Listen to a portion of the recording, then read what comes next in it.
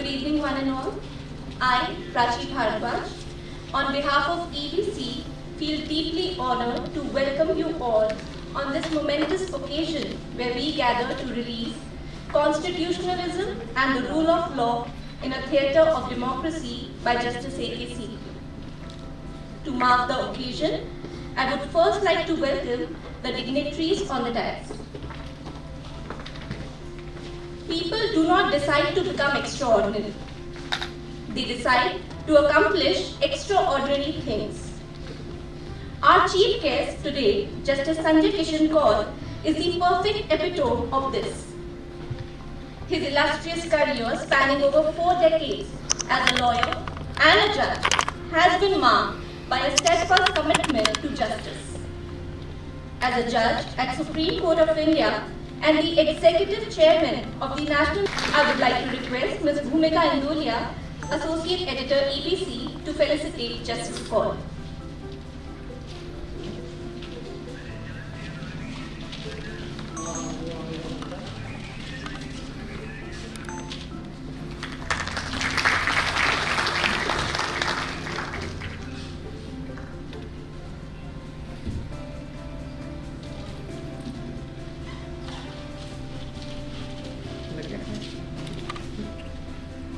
A good judge is not someone who is always right, but someone who is fair, impartial, and willing to listen to all sides of an argument before making a decision.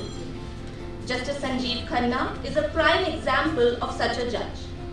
Coming from a family of legal academics and scholars, Justice Khanna's 2 decades-long experience as a practitioner at the Delhi High Court and subsequent elevation as a judge at the Delhi High Court in 2005 and at the Supreme Court in 2019 attest to his unwavering dedication to the field.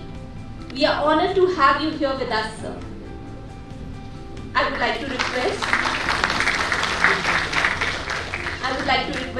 Ms. Kriti Kumar, Editor, EBC, to felicitate Justice Khanna.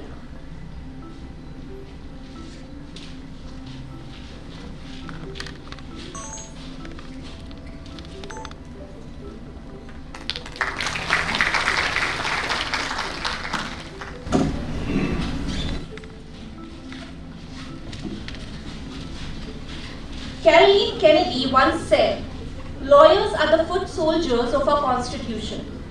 When rights are violated, they are the ones who are at the forefront of protecting them." This statement perfectly holds true for Mr. R. Venkatramani, the distinguished Attorney General for India. With 42 years of experience in mastering various legal disciplines such as constitutional law, human rights law, civil and criminal law, etc., he has proven himself to be a stalwart defender of justice and individual rights. We feel privileged to have your presence amongst us, sir. I would like to request Ms. Apurva Goyal, Editor EBC, to felicitate Mr. Venkatramani.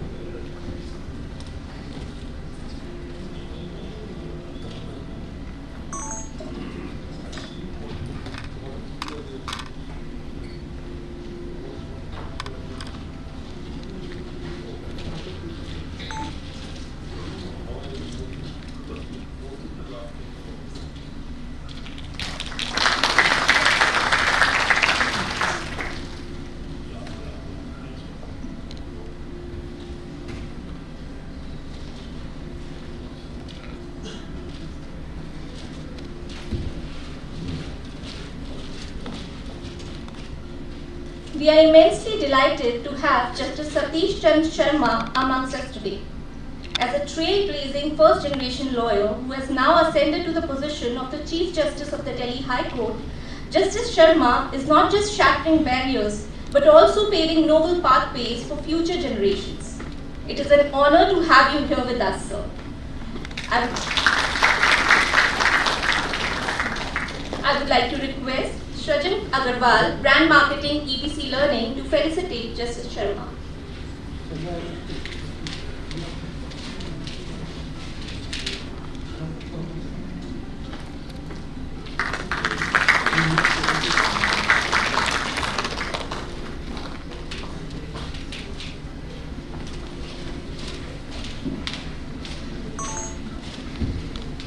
Justice R.F. Nariman commenced his legal journey in 1979 as an advocate and achieved the distinguished title of Senior Advocate by the Supreme Court of India at a remarkably young age of 37.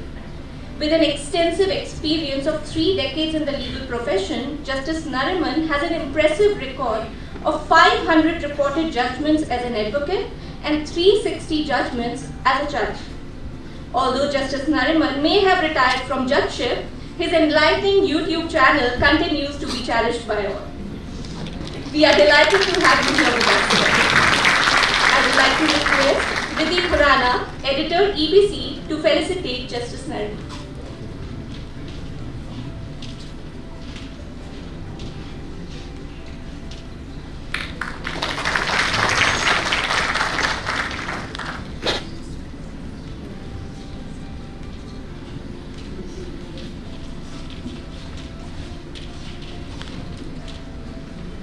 The true essence of teaching lies in the teacher, not the classroom. And Padma Shri Professor Bakshi is a shining example of a teacher who has gone above and beyond to make a difference in the lives of his students at various universities across the world. His exceptional contributions to various areas of law, including human rights and constitutional law, are truly remarkable and have earned him numerous accolades, including the prestigious Padma Shri Award and the emeritus title conferred upon him by the University of Warwick. It is with great honor that we welcome you here today, sir. I would like to request Deeksha Dabas, legal editor, EBC, to felicitate Professor Bakshi.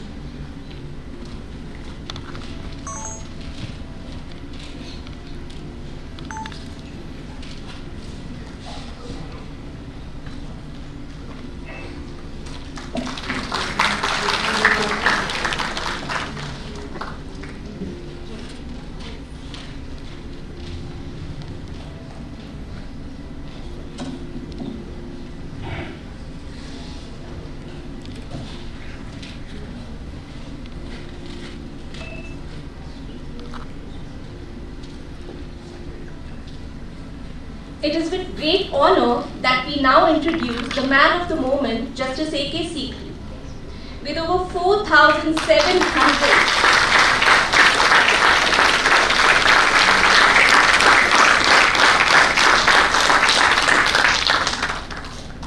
With over 4,700 reported judgments across various legal domains and numerous articles and publications, Justice Sikri's contribution to the field of law are widely recognized. His famous quote, "While the human in law is important, humane in law is indispensable," reflects his humane approach to the law, which is evident in his latest book. Justice Sikri, thank you for writing this book that is sure to inspire Bhumika Kumar, Legal Content Marketing Associate, EBC Learning, to felicitate Justice Sikri.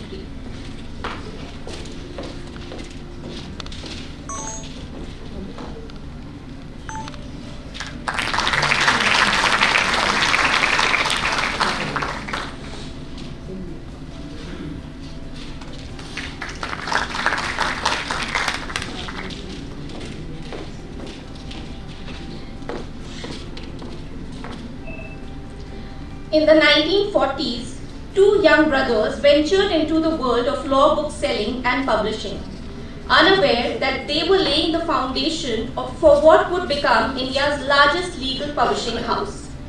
Today, the third generation is proudly carrying forward this legacy. Mr. Sumit Malik, with his visionary leadership as the director of EBC and associate editor at SEC, has propelled it to new heights. Mr. Malik is also the head of finance chair at the Entrepreneurs Organization Uttar Pradesh, demonstrating his versatility and commitment to excellence. I would like to request Balram Pandey, law clerk to Justice Sikri, to felicitate Mr. Malik.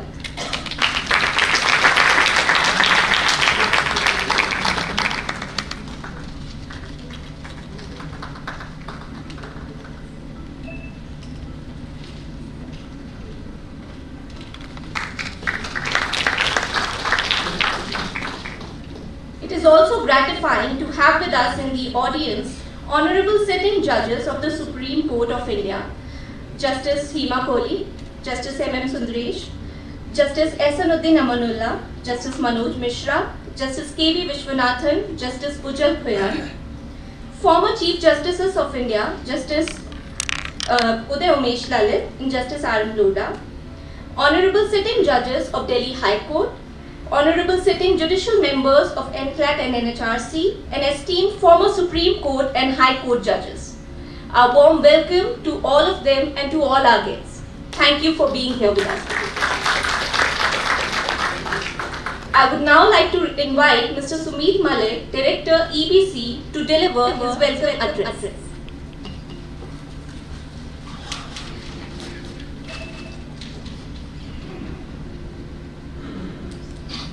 My Lord Justice AK Sikri, my Lord Justice Khanna, my Lord Justice Nariman, Mr. Nariman, General, Professor Bakshi, Senior Advocates Mr. Datar and Ms. Diwan, Professor C. Kumar, Justice Sikri, our author, Honorable Judges of the Supreme Court, sitting and former, Honorable Judges of the High Court, sitting and former, Professors, students and gentle people. Thank you, Professor Bakshi, for this beautiful phrase. It is my privilege and pleasure to welcome all of you to this event where we will be celebrating the release of Justice Sikri's Constitutionalism and the Rule of Law. It is also my privilege to welcome Justice Sikri to the pantheon of UBC authors. I am grateful to our chief guests, our guests of honor, and our panelists for taking the time out to participate in this event. I begin today's address where I had left off from an earlier welcome address, at a book launch, where Justice Sikri was the chief guest.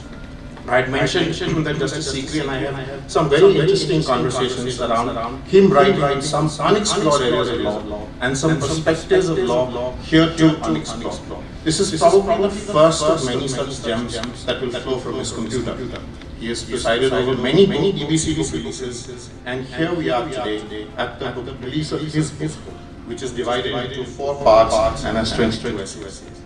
In this world of technology and artificial intelligence, which allows instant self-publishing on blogs, etc., the question is, how do we at EBC see ourselves? What is the role of a publisher? In today's context, I can say that we see ourselves as trustees of legacy of authors. We have over the years continued to preserve the legacy of our authors, names that are synonymous with the study, teaching and practice of law.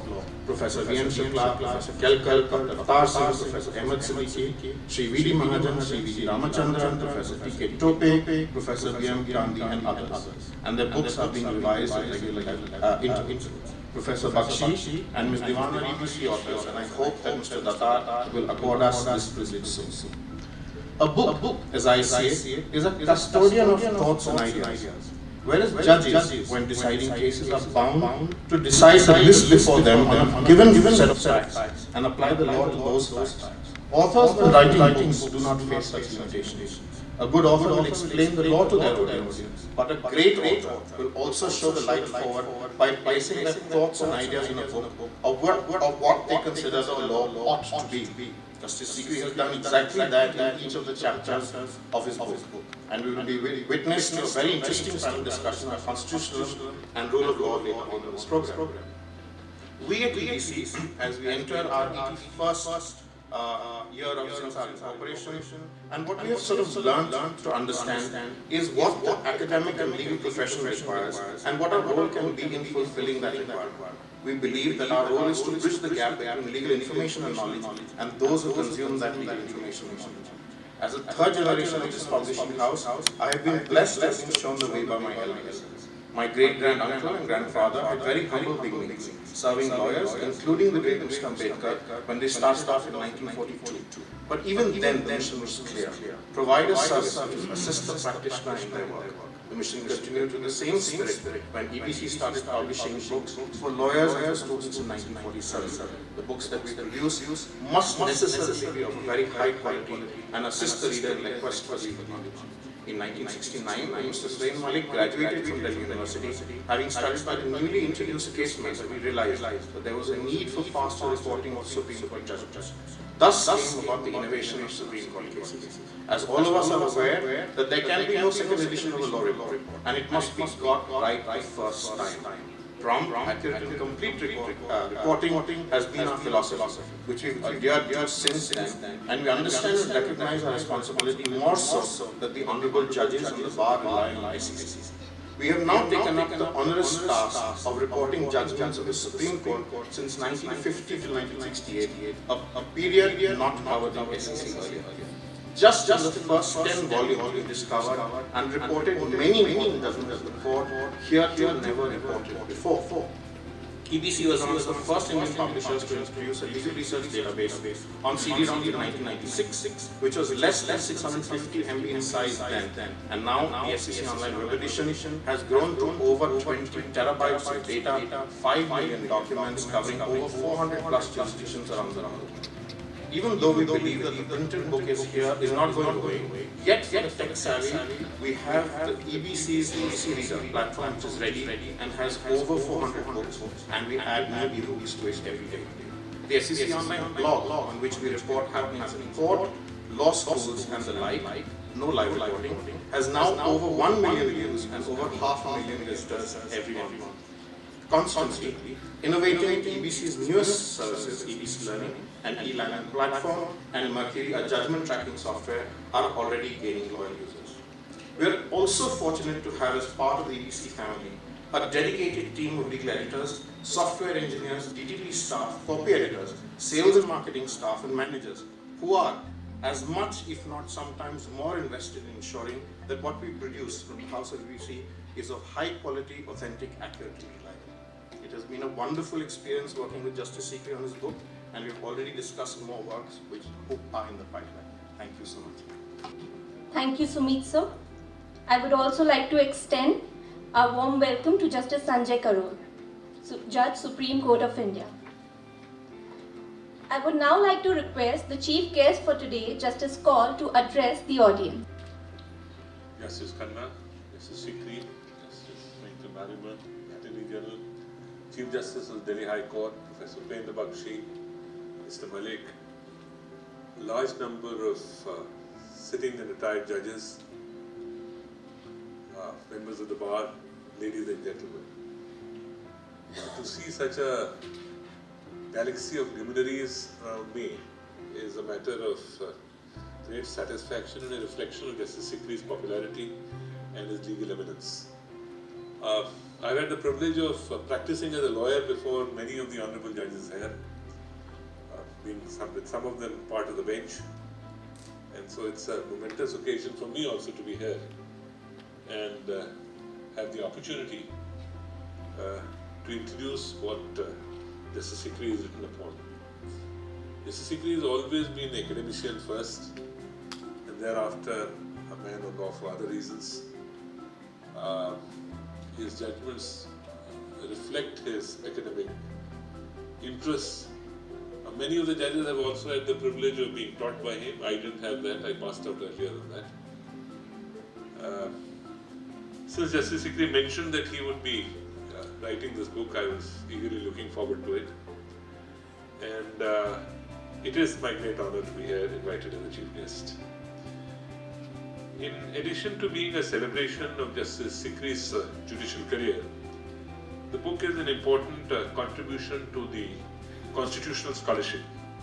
It covers a range of themes from the principles governing judicial review and the development of right-based jurisprudence to justice delivery, and serve as a useful guide for comparative constitutional studies. The book already carries a fitting forward by Chief Justice Chandrachud and an introduction by Professor Bakshi, whose life work includes the study of Indian constitutionalism. It also carries an afterforward by Justice Nariman, whose understanding and of commitment to constitutional values is reflected in cases such as Navtej Singh Johar and Shairabad. Having received their adulation, and not much remains for me to say, apart from wholeheartedly endorsing their views. I have also had the privilege of sitting with Justice Nariman for almost more than 3 months, which was cut short in the middle somehow.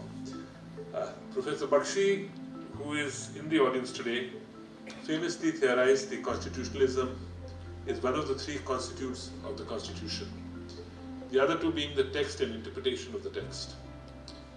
Building on Professor Bakshi's insight, one conception that has been construed over the years is that Constitution contains answers to all aspects of Indian life, or what contemporary scholars have described as constitutionalization. I would like to add a few words on this phenomena, which can often go underlooked, especially in the humdrums of the Supreme Court's daily work. The starting point is the distinction between constitutionalism and constitutionalization. While the constituents of constitutionalism are often contested, some elements remain consistent. Among these are judicial independence, judicial review, and the entrenchment of some constitutional provisions. These themes are richly detailed in Justice Sikri's book. In India too, the basic structure doctrine has been regarded as the strongest evidence of Indian constitutionalism. One concern in a democracy is the subaltern, marginalized groups who have been subordinated by dominant classes. While the text of the Constitution guarantees right of subaltern constitutionalism, has been given the subaltern a platform to realize their rights. We have all read and been inspired by Professor Upendra Bakshi's seminal pieces, Taking Suffering Seriously, in which he described how the social action litigation transformed the Supreme Court to finally come of age and become a court for the Indians. To me, the value of social action litigation extends well beyond the outcome. For example, the participation of subaltern in the process of litigation has contributed to the development of an alternative vision to the Constitution. This is significant as their voices are often silenced or erased from the democratic polities. Constitutional litigation has provided these subaltern voices a space to negotiate with dominant elites as the court process compels the state to respond to their claims or at least, very least, defend policies. Take the case of Tukaram versus State of Maharashtra, which was based on a rape complaint filed by the victim, Mathura, who was from the Adivasi community. While the decision did not do justice by the victim, the case became a part of the public consciousness. Protests and public meetings were held in different parts of the country, and many women groups were mobilized calling for both the reopening of the case by the Supreme Court and for reforms in the criminal law. Owing to the pressure, the government at the time asked the Law Commission to study the law on rape, which led to significant legislative reforms. While this case did not see success in Supreme Court, it sparked a nationwide movement that had grown and taken form of its own over the years. Constitutionalization has been used to describe the practice by which constitutional courts have been reviewing contentious social and political questions. The phenomena is common to both new and well-established constitutional regimes. In some ways, constitutionalization is a subset of what constitutional regimes. Professor Rand Hershey describes as the transfer of power from representative institutions to judiciaries. I have always said that the judiciary should not intervene just because it disagrees with the government policy or the quality of governance. Yet we see many examples of this in India. According to Anuj Pujwania, courts have come up with several innovations such as diluting the rule of locus standi and procedures to take on governance role. This has perpetuated an image of the higher judiciary being a panacea for various social and problems that plague India. But what if it is not so? The danger of relying on adjudicatory means for settling fundamental morals and political controversies is that the courts turn into political decision-making bodies. This is a serious concern on several levels. First and very obviously, it disregards the fundamental principle of separation of powers. Second, judges are not equipped to decide these questions. In fact, several of these questions are given constitutional color are not capable of judicial resolution. The only solution then is for courts to issue directions and oversee the process of resolution. However, courts rarely limit their role to oversight, and there is always a risk of going beyond this role. Third, approaching court to direct and design policy changes may insulate substantive policy making from democratic politics. In the long run, this can have irreversible consequences, such as fracturing the democratic fabric of the country. This begs the question, is there an alternative approach constitutional courts to decide contested moral and political questions? There are some contemporary examples of this.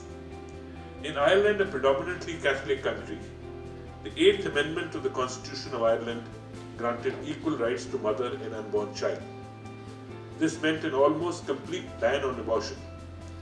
In 1992, the Supreme Court of Ireland allowed an abortion of a 14-year-old rape victim on the basis that she was suicidal. Yet, the Supreme Court ruling did not make it legislation. Then we heard of Savita Halappanavar, a 31-year-old Indian origin woman, who was 17 weeks pregnant when she was denied an abortion that resulted in her death. Her death reignited the campaign to amend the Irish Constitution and legalize abortion. Eventually, in 2018, a referendum repealing the 8th Amendment was held, where the Irish people voted to remove the 8th Amendment with an overwhelming majority of 66% to 34%. Although approaching the Constitutional Court remained an option, it was public reason that persevered. It now stands out as an inspiring instance where contested ethical questions were decided by public themselves and without any judicial intervention. Another example of choosing to not subject every aspect of social life to the lens of judicial or institutional recourse is the Me Too movement, which gathered momentum a few years ago. It was a time when numerous accounts of sexual harassment were shared on social media to raise awareness about how common sexual harassment is. Those who were called out were almost always persons who occupied a position of power or influence over the victim. An employer, a teacher, or a senior in college. It also included institutions who were called out for enabling abuse or for refusing to accountability when they were made aware of it. A common critique to Me Too movement was, why have the victims now filed a complaint and chosen instead to name and shame on social platforms? And here lies the movement's uniqueness. On one hand, it signaled a rejection of the law for being ineffective in redressing claims of sexual harassment, while on the other hand, it was an active choice not limited redressal to a legal standards and remedies. For example, the law provides for incarceration if the accused is to be found guilty. This often does not address the victim's needs. The Me Too movement was a watershed moment in the sense that it enabled accountability, reconciliation, and peacemaking with the perpetrators through the means of public apologies and acknowledgements. It prioritized, without any judicial intervention, restorative justice response to sexual harassment by bringing together victims and responsible parties. Therefore, a broad point which I wish to make is that we must encourage a cultural examining social and political problems critically, instead of viewing them as problems that will ultimately end up before a constitutional court. The solutions arrived at are often more equitable and enduring. Of course, as long as these social and political questions continue to be referred to constitutional courts, the approach that Justice Sikri suggests in his book of following a balanced approach that tends neither towards activism nor self-restraint is the best approach. I began with the analogy to the yew tree immortalized by Wordsworth in his poems. Through this book, Justice Sikri's ideas will remain timeless, with this book serving as a lodestar for generations that never had the opportunity that we, as contemporaries, have had. I hope this book is only the first of the many. Thank you, Jay. Thank you, sir, for your enlightening words. I would now like to request Justice Nariman to address the audience.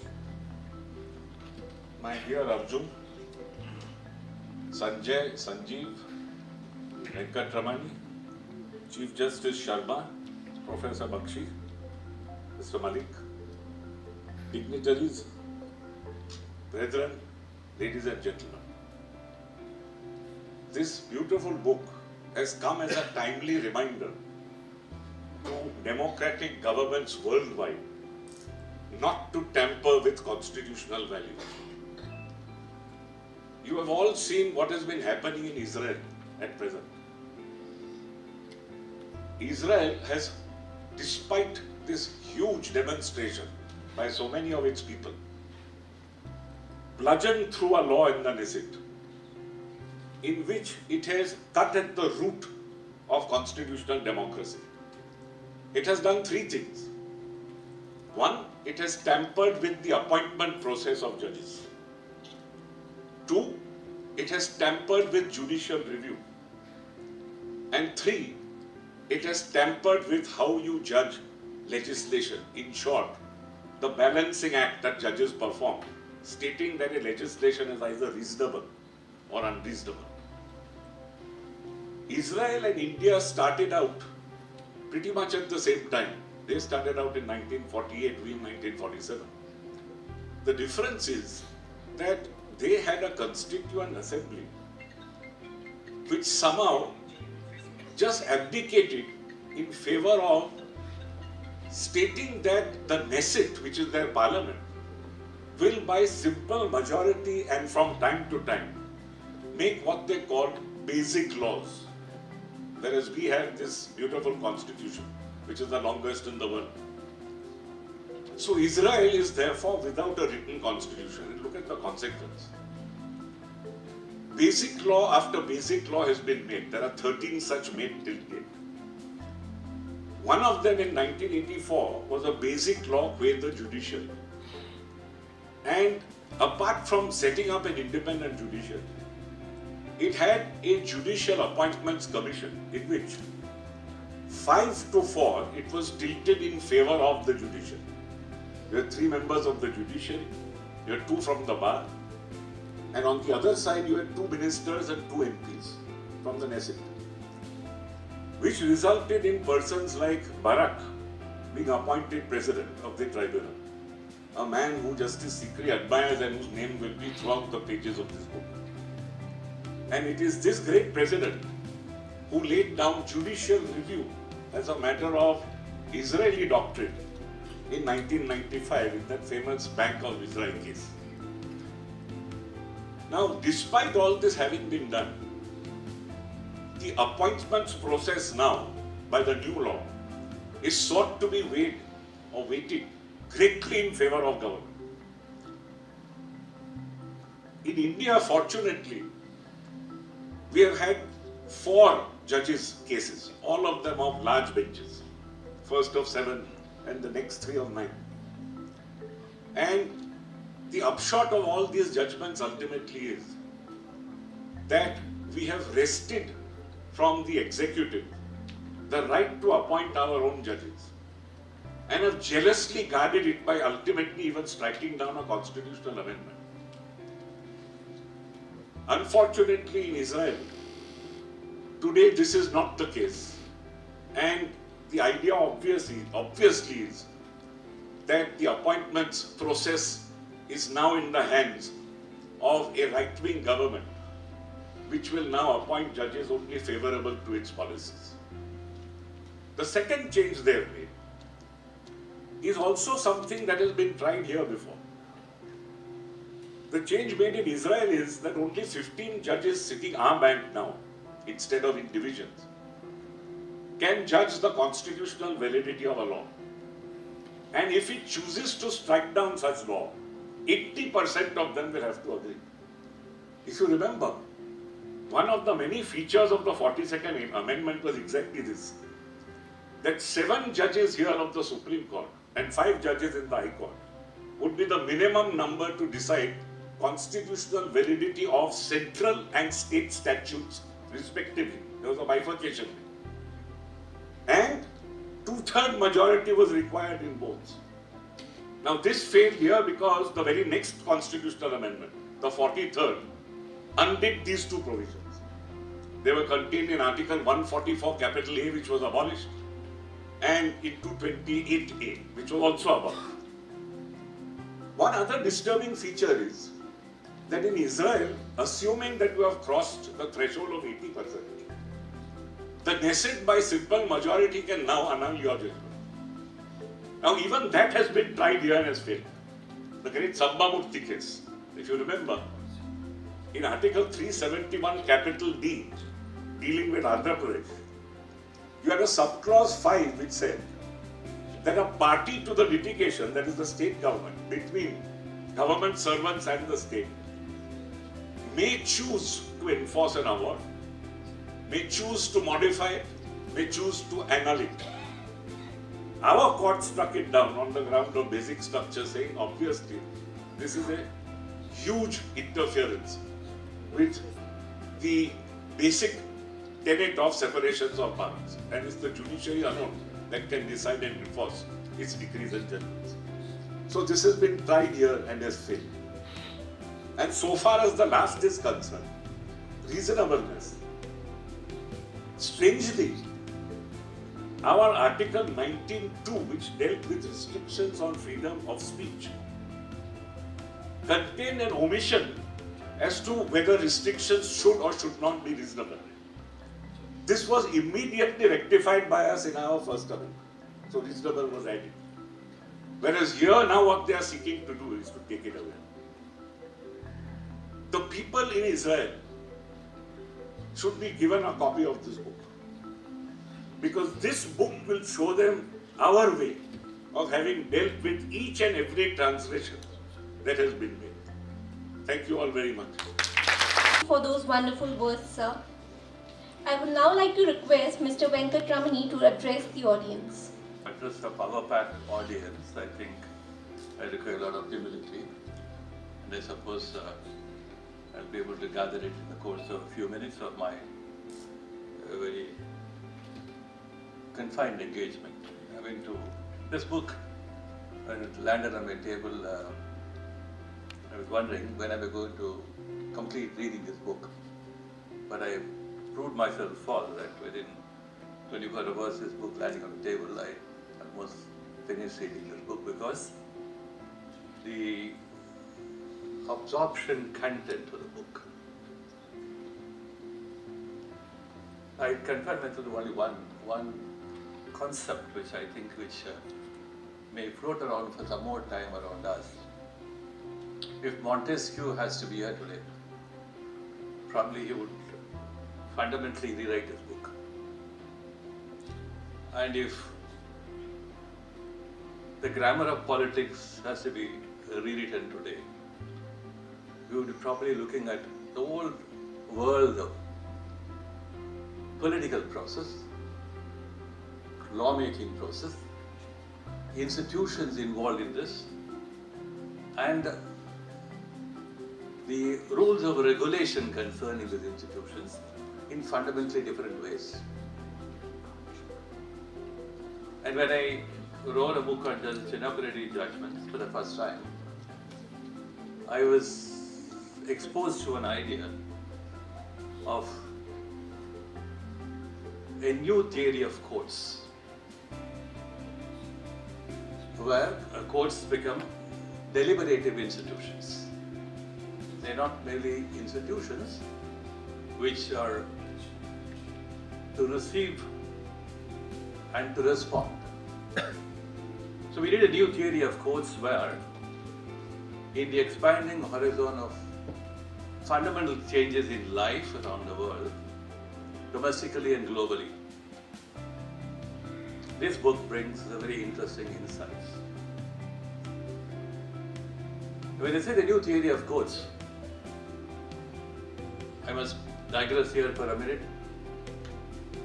When that philosopher, American philosopher Alfred North Whitehead, thought of the world as an idea and a process, and you compare it with it and bring it in the realm of lawmaking today in contemporary societies, and coupled with the more fundamental thing that's happening. When Karl Marx said in his Communist Manifesto, philosophers are only either to interpret the world, but the point how it is to change it. Who is the agent of change? what kind of institutional processes, and what responsibilities, obligations, duties, powers, how do you spread regulatory understanding on all this? So you are seeing globally now the driving power of changing the world has headed different trajectories. Russia, China, and the new emerging democracies in Eastern Europe. So there is a new unfolding development across the globe where the relationship between institutions of law, I call it in the larger sense, institutions of law and justice, legislative, executive, judiciary, we have a very conservative understanding, very traditional way of looking at it. But the lines become very blurred. But the scholar talked about the importance of maintaining certain lines. And I think today we are moving the lines sometimes here, sometimes there, but depending upon a certain trajectory and persuasions which enter the court process. Will it be possible to have them brought within a concept, a rule, a regulation, an understanding? I think it's going to be very difficult. But we need to move in that direction.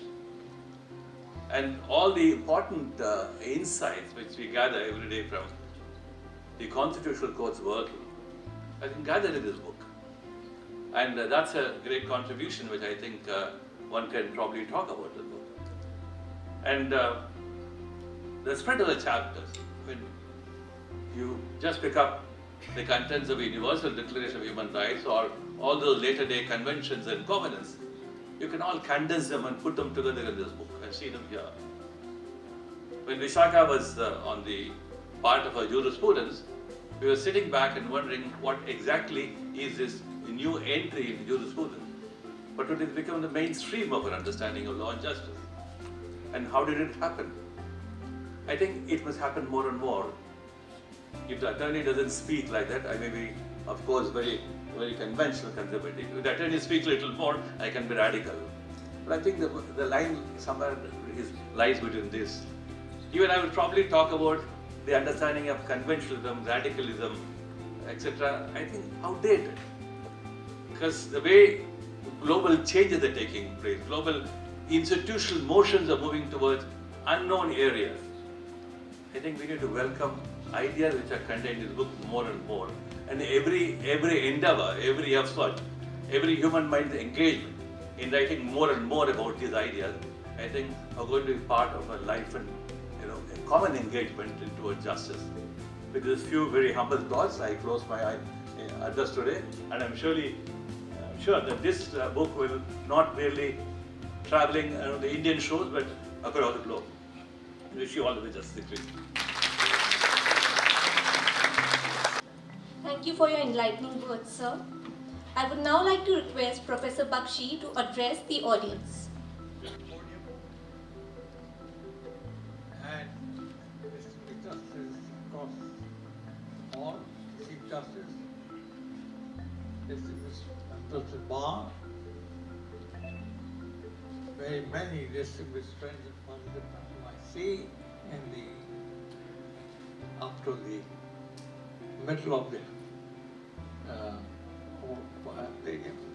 the room, of the hall. So the Malik and Sumit Malik and dear friends, it's very nice to be here and to hear so many learned speeches by people who know better than I would ever know. Therefore, I'm in the business of taking huge notes. And I have this habit of, taking notes ever since Murli is there, and I would know. He was my teacher to Government Law College in Bombay. So it's a pleasure indeed to have him here. And it is very nice to be talking with you all this evening. I entirely agree with Justice Nariman's standpoint that this book should travel to people of Israel. And I think it should be translated both in Hebrew and Arabic. Moreover, I think it's on the agenda of Sumit and Surendra now. Because Justice Sikri refers to Barack very often in his book and is a strong humanity of constitutional judicial review as he expounded it, and rule of law as Barack expounded it. He tested the limits as we did on basic structure. The justices, learned justices tested the limits not of their own power, not of the executive power, not of legislative power. It's very, very vast indeed, compared to what judicial power wrestles with. Judicial power only imposes reasonable limits on executive and administrative powers. That's all it does. But the propaganda is so heavy. So I don't know what Israel can return by way of a gift to us. Maybe we think about that sometime. I think, before I come to the notes that I've made, but I think the London Attorney General was quite right in saying that we need some redo of grammar of politics or some theory of course, I think you said. And the globalization, hyper-globalization, headlong and heedless globalization that we see now all over the world, plus this specter of war as a solvent of basic problems that people have. Regime change, as in Syria and Iraq and other places, Libya. The world does not wait for theories to arrive. And therefore, are we wrong in seeking with good old liberal values, constitutional values, or should we look around? It's a big question. I don't know the answer to it. I personally consider the search itself is dangerous. I have to say this to you. The search of adjusting theory of law to changing circumstances, global circumstances, is itself a moral mistake. That's what basic structure teaches me this. There are certain values by which we must go by, as a nation, as a society, as a state. No matter what happens elsewhere, 60% of Republican Americans belonging to the Republican Party think that the elections were stolen in 2020 by Joe Biden.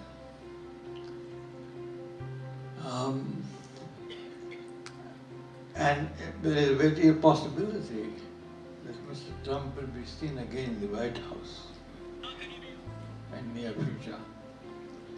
And the first act they will do is to sign off an amnesty or immunity to himself for all the trials that are going on before. And what he will do in the 4 years is dreadfully imaginable. So things are bad in Russia and in China. And I think India has managed a theory of judicial process that we ought to study more deeply. I don't fully agree with the idea that judges appoint judges is the innovation made by the Supreme Court of India. Before the Justice local here, party with judgment written for the court by Justice AK, and he is himself a learned opinion on himself. And so is Justice Korean, but he has changed his views with afterwards, after retirement. Now that's very puzzling thought.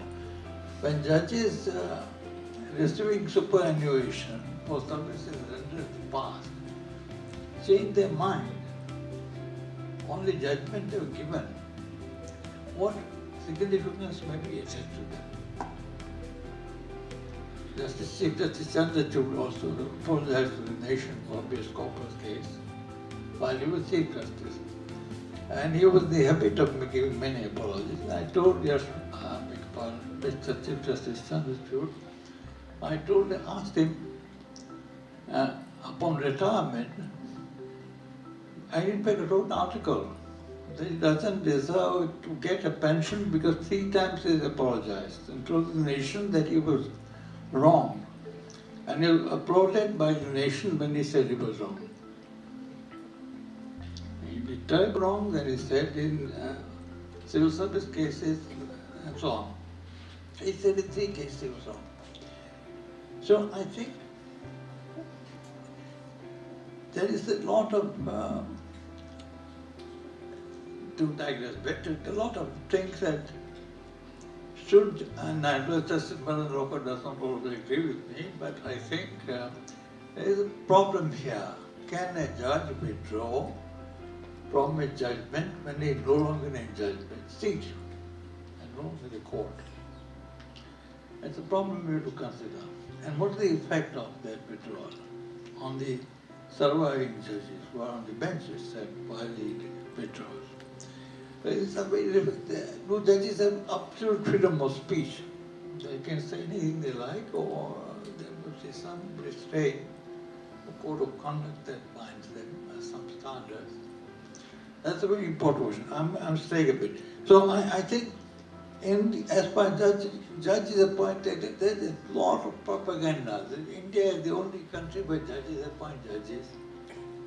In fact, Justice Pandyan in the second judge's case went so far as to say that judges were always appointed judges right from 1919 Act, multi-term sole reforms, or at least from 1935 Act. And the Union Law Secretary filed an affidavit in the second judge's case, saying that out of 400 justices appointed, 394, or 395, I don't remember exact number, but thereabout, were in fact approved by the Chief Justice of India. So the consultation always meant concurrence. The Attorney General argued in the second judge's case, he conceded that we give limited primacy. That's what Justice Kerr says, who is the judgment? Who is the judgment? It's a big question, set apart. He is there, Justice Bangalore said. He analyzes the whole theory of the will of the people in the judge's case by saying there's always been the practice. Even though one member of Parliament, Ramjit Pranani, dissented, the rest of them accepted it and analyzed Ramjit Pranani's speech very eruditely, so this is, it is always since the Constitution, judges, Chief Justice had got a major role in appointment of judges. Chief Justice becomes equivalent. Where is the innovation, I ask? So I would appeal at least to younger people here. I can speak only about has-been people like me, authoritatively, and they sometimes speak here. But you should read the judgments. Enormous judicial labor goes into writing of them. Enormous labor goes in the arguments to be made. And Justice Sikri's book is very useful in that regard. You must read judgments carefully, and if lawyers and lawyers supposed to read it for different reasons, I don't know if they charge so far in the bill reading fees. Really, I am not so and so to so and so, and then could you have to take some time or something? I don't know whether they do it now still, but they used to do it before. Many testimony judges have reading fees. That means they've done the labor of reading a case. Why have they?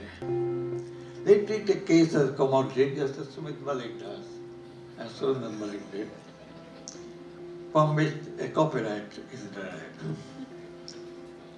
So there are different ways of treating cases. Anyway, I don't want to go into that.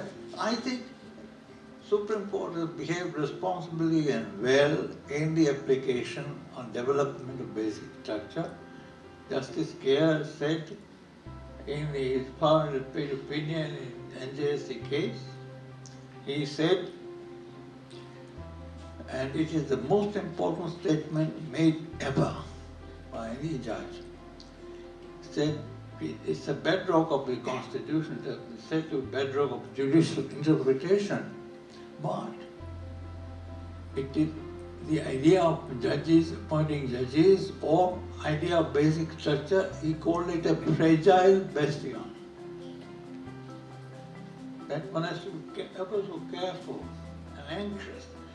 Judicial anxiety is not studied by law teachers and law students. I think Justice Sikri's book is maybe read as a statement of several judicial anxieties, the way in which judges become responsible and accountable to society is very important. But this is all foreplay, and I have no substance in fact. The substance has been said by earlier speakers. All I would say is a festival of joy. I'm very happy to be here. And I cannot but, and it's a constitutional event in itself. Not just we are launching, we gathered here for a book that is published. It's a very great occasion of joy and celebration. But it's a greater occasion is the wisdom contained in the book marks it. This occasion a constitutional event. But I cannot help Justice Sikri remembering when I first met you. It was the law school in Lotika, Professor Lotika Sarkar's room. And Lotika had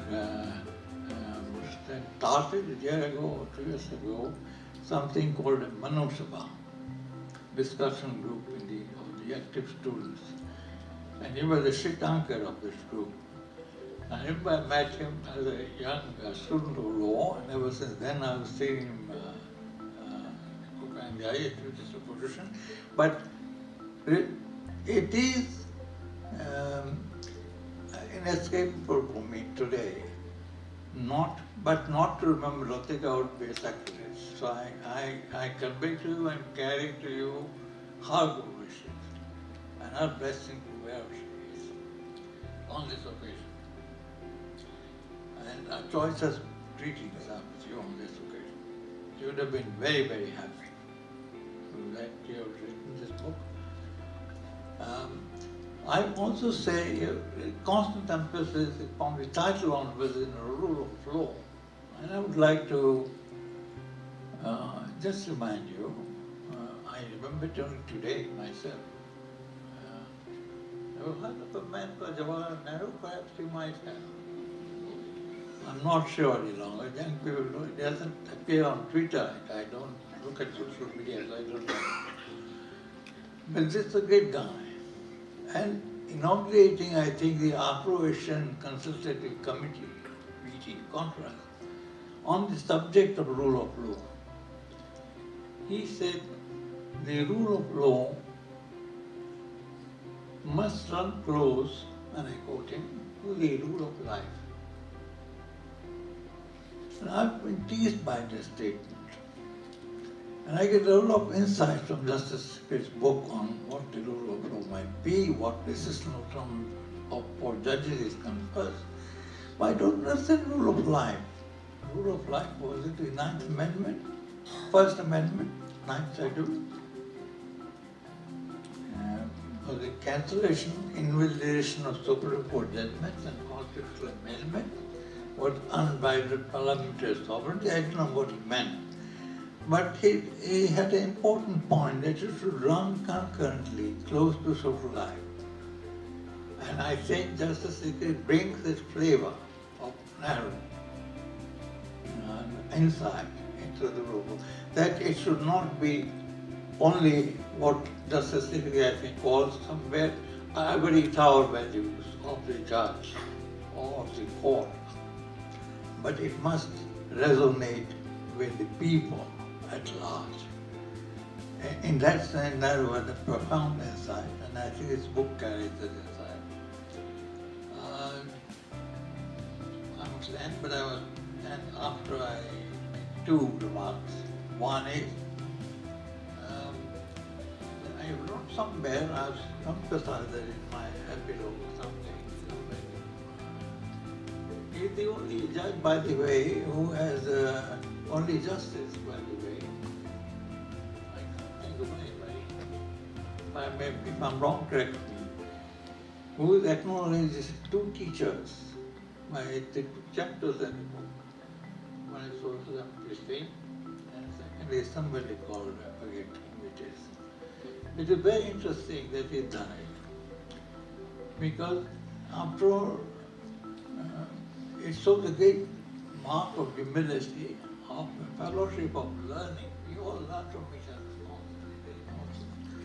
And it's a very good thing. And therefore we learn also from previous judges, whether lawyers understand it, arguing counsel understood in a certain way, but he understands prior decisions in a very creative and concerned ways. And he cites Bachchan Singh, I think, in Justice Chandra Chud. And that is a wonderful quotation he cites. The last word I quote on justice, the question of justice and fairness, does not rest with the legislature. And a savage sentence, he says, is not contemplated. The criminal case. A savage sentence is not contemplated by the Constitution. I think this is a very important ingredient, integral part of the rule of law, that everything must be proportionate, and that if you combine this recall of Justice Y.V. Chandra Chud with his own passionate defense of proportionality, Justice Sikri's defense of proportionality, it's not a value of law, but social value, constitutional value, a value for desired social society, social order. It is, I call now that particular observation, and that several times it recurs, the theory of the last word. And that's what courts are meant for. When they dispute, it must not acquire us somewhere. And acquire us belongs not to legislature, not to executive body. And that is in the nature of interpretation. Now, I classified three kinds of courts in India. That is not interpretation. One is, I said, Andhra Pradesh. Now, the court was podium. And I was asked to speak on independence of judiciary. And I was tongue-tied, you know, and I said to Justice Majumdar, Chairman of Chief Justice of the High Court, I said, I'm tongue-tied because I know half the people here, justices, have been blessed by Justice Sai Baba. I'm nothing against religion, but we are supposed to be a constitution of all religions. Anyway, I classified the Lokata, nothing against, I respect him, I respect all religions. I said we were Kacheri, that's an Adalat, we have Lok Adalat, to which the question of independence of judiciary is matter. But we have something called Parlok Adalat. For Parlok Adalat, the independence of judiciary makes no sense. So I think we have to be very careful that the Supreme Court, the High Court, and other courts not become eventually that third kind of courts in India. That might be a good thing for the believers, but it's not a very good thing for all kinds of people that abide in India. So I think I must now end with all of things. So to say, well, end by saying, by making a personal request, Justice Sikri. And let wise and reflexive works follow from your active scholarly pen. As I've said, my beloved, I can only greet back Justice Sikri as Professor Justice Sikri. That's my highest and truly number honor. And I think combined with you both experience and insight, and creativity and discipline as a judge. And I have a lot to offer to bench and bar. Therefore, I think you should write, above all, an autobiography. And judicial restraint should not be a virtue. When you write autobiography, you should please tell us and other next generation after that, about things you've not spoken about. For example, your own role in the background role in the if I may so called judicial revolt of 2017. I think we should know what did you do in your curative capacity. What I distinguish between organizational adjudicatory leadership, OAL, Cambridge Press, the publicist, and hermeneutical judicial leadership, HAL. So I would like to know a little bit from all justices about the organizational role they played, administrative role they played, or a role of peacemaker they played. For example, at the time of the courts during the Janata Dal time, to split down the harm between Janata justices, so-called Janata Dal justices, and the Congress justices. We all remember that. And just when Chandrachud's time, Chief Justice Chandrachud's time, I was a personal witness, organized witness to this vertical split down the middle.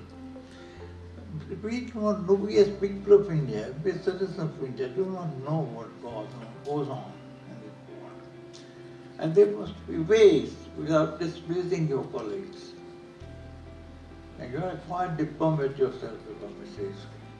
Maybe you are an ideal author of a biography, and let people know what you think happened in your time to the judiciary.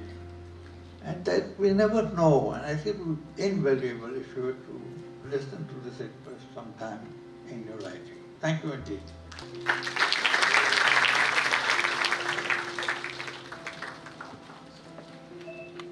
Thank you for the wonderful address, Professor Bakshi. And now it's time for the most awaited moment of the day. I would like to request Justice Kaul to please release the book, and I would also like to request all the dignitaries on the dais to open the packages in front of them and hold the book up in their hands.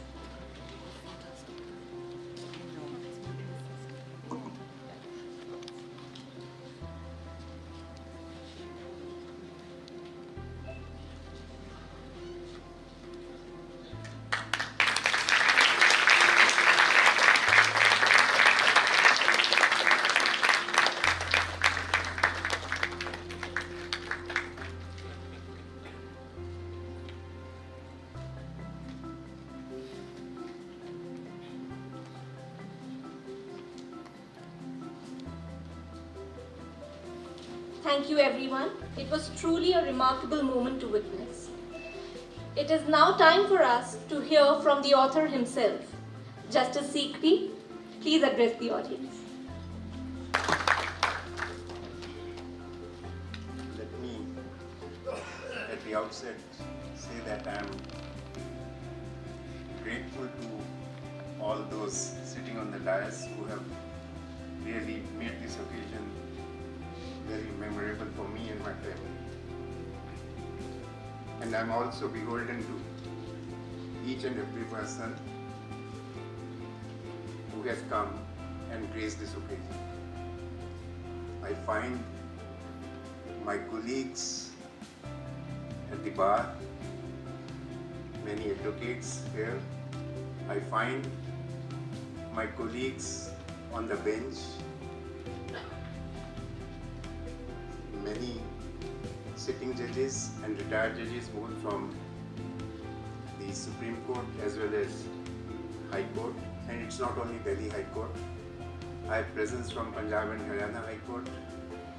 I have presence, of course, they're sitting on even retired judges, and there are many professors who have come and graced this occasion.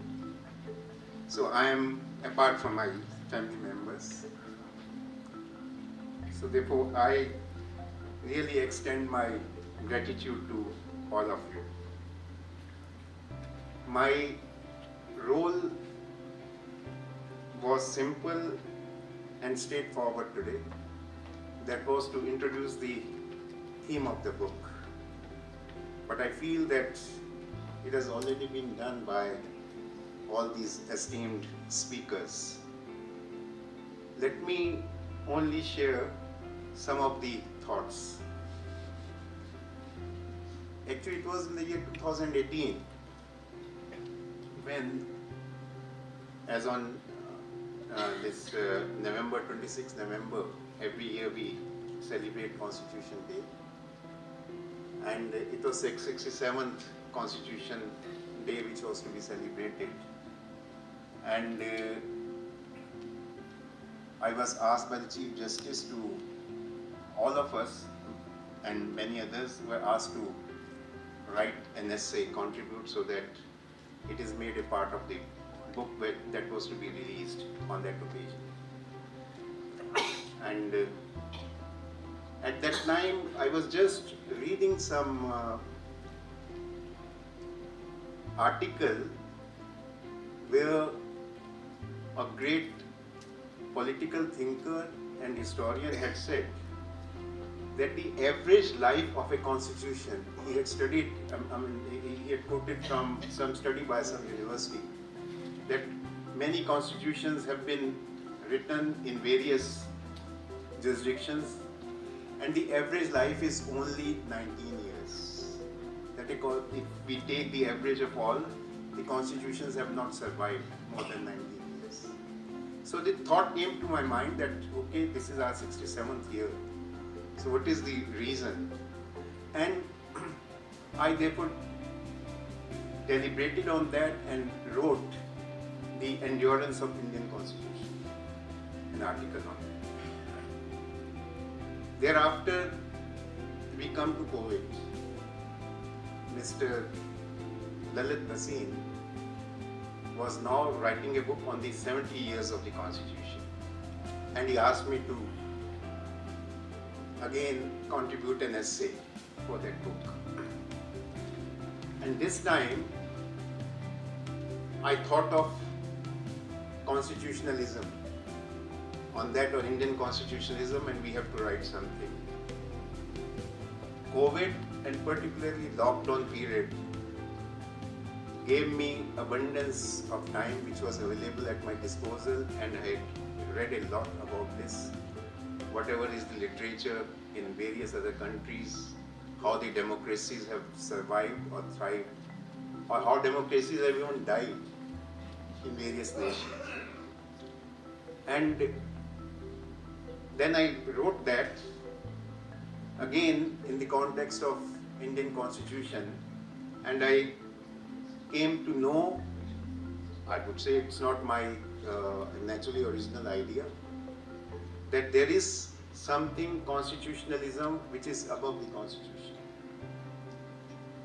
Justice Call has dealt with that in detail. And I started from the beginning. Maybe, as Professor Bakshi has said, that I am a professor judge, so that maybe instinct was there. And so starting from how the democracies came into existence and how democracies are governed, it is not necessary that there has to be a written constitution. As we know, England doesn't have. But then coming to constitutionalism and governance by the elected people. As we know, our constitution, it starts with we the people. That means that it is we the people of this nation who have constituted this republic. And most democracies recognize that it is the will of the people. And going by that, the social contract theory, which was propounded by Thomas Hobbes, and how it developed over a period of time. So my hypothesis with which I started was that look, when the people elect the government and majority rules, that doesn't mean that after we elect our representatives and we give them right to rule us, it doesn't mean that they enjoy now, after these elections, unwieldy power. It is the Constitution, and our Constitution is a burning example of that, which limits the powers of all the organs of the state, be it legislature, which is the elected body, or be it executive, or even the judiciary. In the context of democracy, majority rule may be what we call a formal democracy. But when we talk of substantive democracy, then there are certain precepts, there are certain other values which have to be there. And these include respecting human rights, such as freedom of speech, the right to equality, and the right to life and liberty, ensuring certain rights to ethnic and other minorities, and adhering to the principles of democracy, thereby giving voice to opposition as well. And when we have these precepts in a constitution, we are in the era of constitutionalism, or we say that this is not only a formal constitution, but there are the elements of constitutionalism in that. Interesting thing is that on the one hand, or rather I would say the hypothesis goes further, that look, it is we the people, if we have elected the government, that doesn't mean that we have ceded our human rights or basic rights, which are based on dignity of human being. At the same time, in today's world and in modern democracies, we talk of welfare state as well. So on the one hand, it's a limited government which is governed by rule of law, which is governed by the principle separation of powers, etc., which are enshrined in the Constitution. And on the other hand, it is also a responsibility cast on the elected representative to work for the benefit and for the welfare of the society. First part, which the jurists call it a negative constitutionalism of limited government, and second part is positive constitutionalism. And if you see, I found that first part, that is our chapter on fundamental rights, and the second part is chapter on the directive principles of state policy article. And on that basis, I thought that we develop. I had written many essays on different aspects, but then this, as I said, this idea conceived that there could be, all these can be assimilated and a book can be written on that. And let me tell you frankly, and I should acknowledge, apart from my professors, other well-wishers, and two persons who were after, and publishers of course, were after me, and I don't find him here today, Mr. Lokendra Malik or Dr. Lokendra Malik, who was after me that you must write on this. He came one day along with Balram, who is my law clerk now, sitting here. He was in the final year of law. They virtually snatched all those papers from me and they said that we'll collate all this.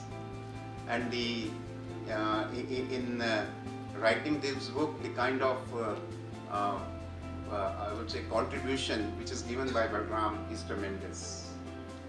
So I won't say much on that because the panelists are going to talk about this, and I would only say this much, that in this whole process I have said in the book what is the role of the court, on which my earlier speakers have deliberated upon.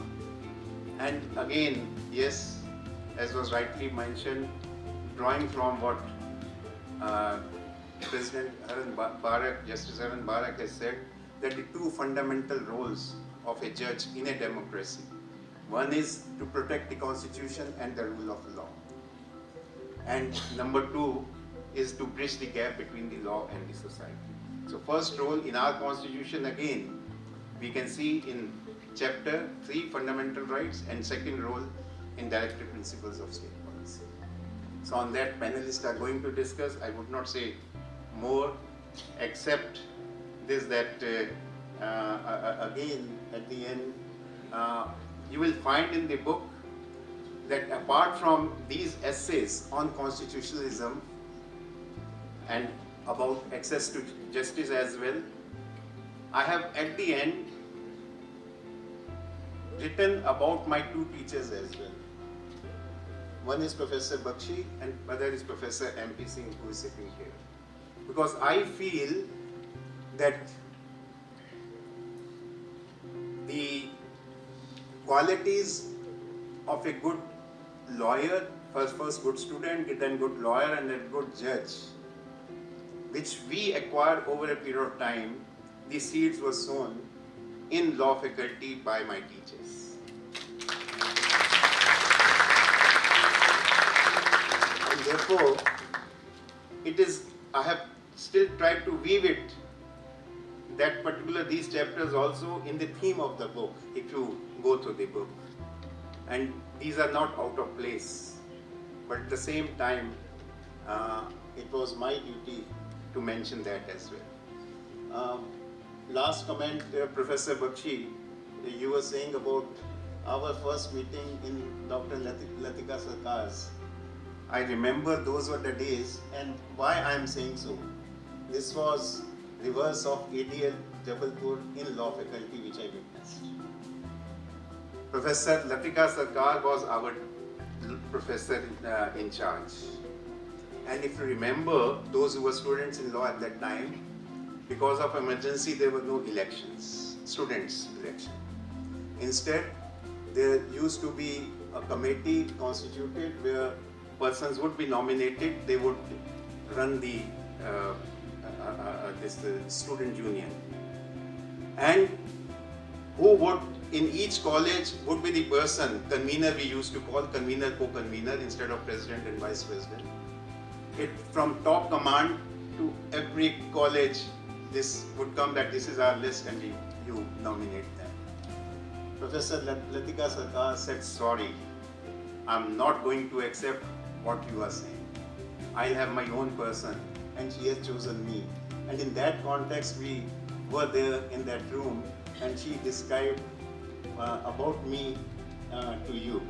Of course, thereafter I remember when I became the member of the academic council, and you as professor were also member, as dean, and 2-3 times in the evening from law fac, when I would go to university vice chancellor's office there to attend the meeting, where you would give me a ride, and from in your car, you took me, you said, oh, you are also going there for meeting, come with me, I'll take you there. So, and only last thing, Professor Bakshi has not taught me, but taught me in the sense that he was not my teacher in a formal sense. But in jurisprudence class, when many students used to ask her outside that of other sections, that you know what is the difference between law, a law and the law, you would be surprised, what is this all about? So then what are you studying? Are you studying jurisprudence? If you don't know what is a law, what is the law, go and attend classes of Professor Bakshi. And we would go, even not in that section, and would attend those classes, where we were told the distinction between law, a law, and the law. Thank you very much.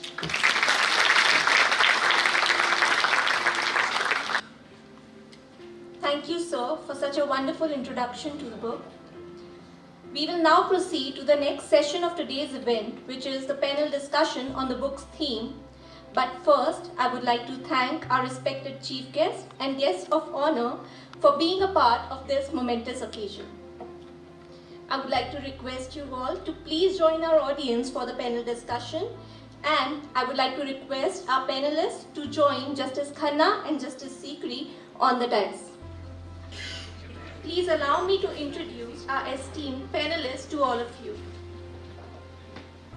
When it comes to finding a lawyer with a foresight and exceptional planning skills, Mr. Arvind Datar is undoubtedly one of the best choices. With 40 years of practice, Mr. Datar has represented clients in some of the most complex and high-profile cases in the country, establishing himself as an expert in tax law, company law, and constitutional law. He is also an esteemed member of the editorial board of SEC.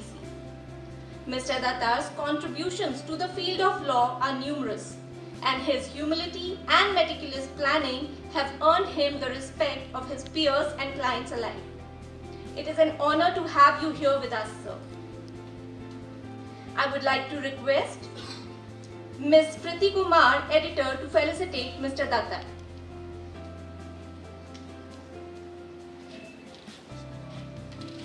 May I suggest that we can save some time and do other felicitations later, because as you can see.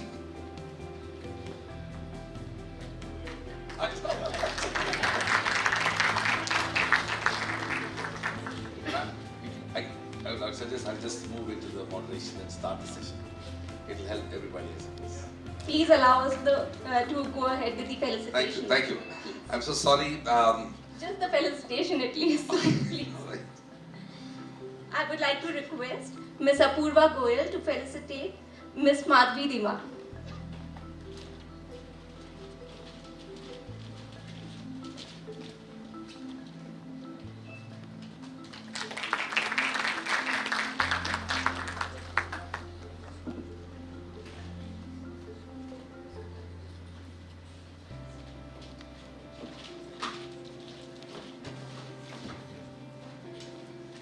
I would now like to request Ms. Shoptaparni, our storyboarder at EBC Learning, to felicitate Ms. Professor Raj Kumar, who is the moderator for today's panel discussion.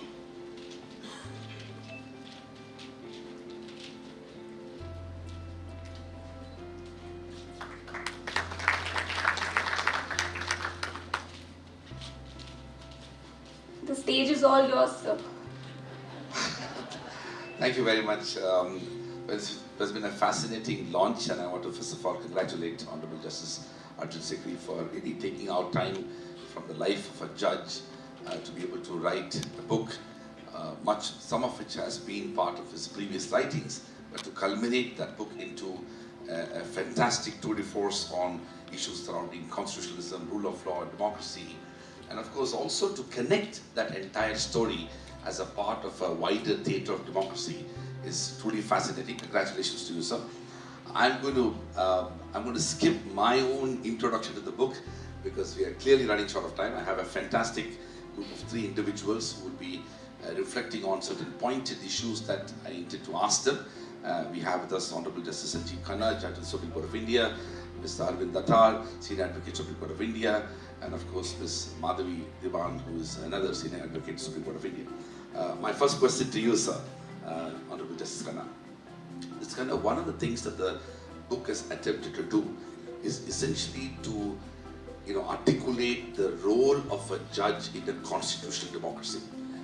The running theme in those 22 essays that Justice Sikri has written is that what is the role of judge in a constitutional democracy? And also equally important is that how that role has been to contribute to the transformation of constitutional jurisdiction, and in that process impacting the rule of law, which is a constant theme running through the book. In your experience, both as a judge and before as a lawyer, can you reflect on that theme? Good evening. If one goes through the book, as far as the role of the judge is concerned, short sentence has been observed to uphold the constitution and the rule of law, and secondly, to bridge the gap between the law and the society. One of the other things which I found in the book, which is good, I felt was fairly interesting, was the change in definition, or slight change in nuanced definition of what is democracy.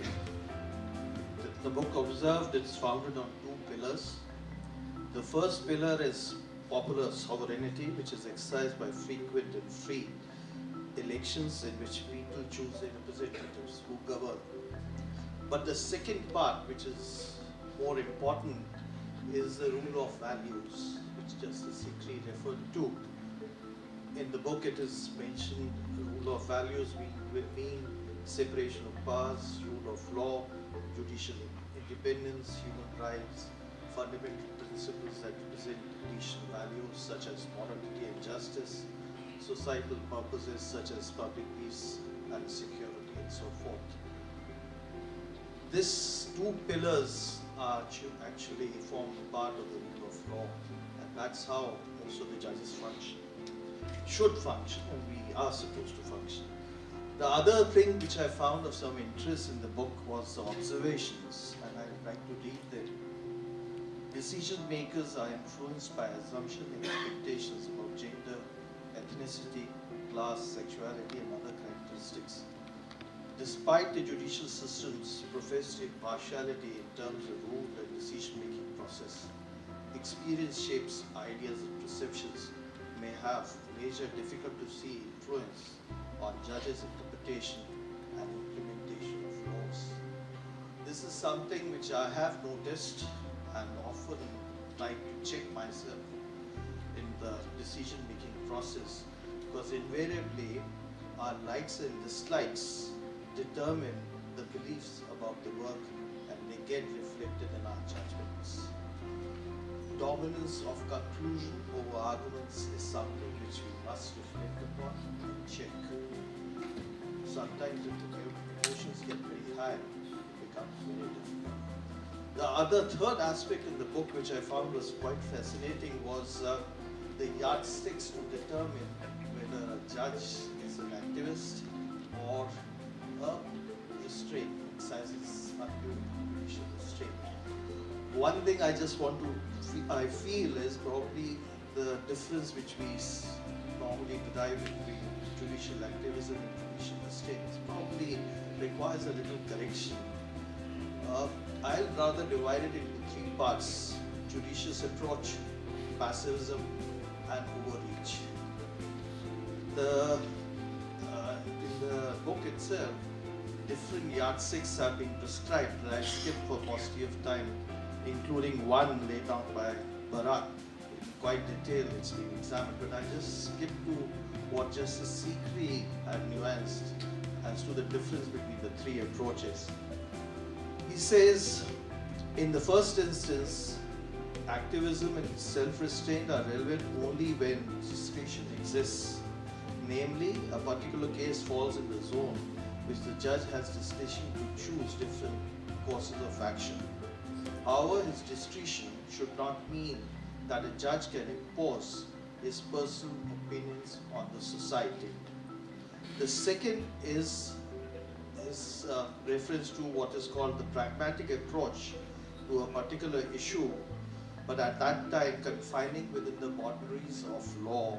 Here the distinction is made between judicial activism and judicial restraint. The third one which he has derived is linked with the particular society, that these two concepts, or rather three concepts, are linked to the particular society and the legal culture in which we operate. I like to add to this the subject matter involved and the times we are passing through. Sometimes the subject matter involved is such that we have to restrain ourselves or show activism. So these are the three things as far as the role of judges, which I found quite fascinating in the book. They made me think about our functioning in courts and the role of judges. Thank you, Justice Khanna, for really picking up some of those important points which Justice Sikri has articulated. Let me move to Mr. Datta. As a long-time member of the bar, you have seen the evolution of the courts and, of course, the judiciary itself. Can you reflect about some of the new challenges that the courts are facing today, especially with regard to that transformative constitution that Justice Sikri constantly talks about in the book itself?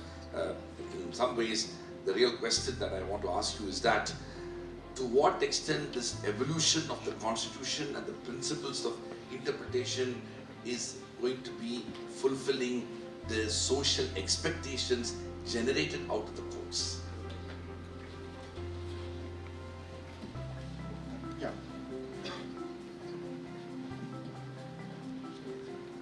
Yeah. First of all, before I start, let me congratulate Justice Sikri on a wonderful book. I'll tell the audience I've read the book, and it contains perhaps the best discussion on proportionality that I've read anywhere. It's a masterly discussion, and what I found most impressive was the number of footnotes, which shows a lot of scholarship has gone into it.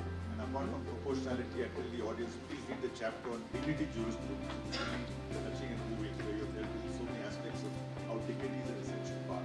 Now, coming to the question, yes, in fact, I joined the bar in 1980, it was just after the NFLC, we had the elections and so on. When I entered the law college, there was emergency. When I left, there was no emergency. And what is the biggest explosion I've seen is the huge explosion of writ jurisdiction. I joined the bar, there were hardly only one writ court, and writ appeals were part of the first appeal bench. The writ jurisdiction was completely a huge explosion. And apart from due process, we had PIL system came into a very big operation. We had a lot of issues with human rights, and the Supreme Court gave the lead that jail is the rule, jail is the exception, and jail is the rule, and so on and so forth. And over the years, I find that what is happening now is that increasingly society is expecting courts to be the vanguard of change. And as Justice Kaul pointed out, that's not always very possible, not perhaps advisable. But for the common man, he says that yes, I've got a problem, let me file a PIL. And then that is where the courts have to do a balancing act, whether they can give the help or cannot give the help. Of course, the important changes have been made by the judiciary, for example. Recently, the Madras High Court gave a landmark ruling that a homemaker who stayed at home and who has worked, and while the husband was in Saudi Arabia and earned all the money, he said that lady, she has contributed to the family and she's entitled to half the property.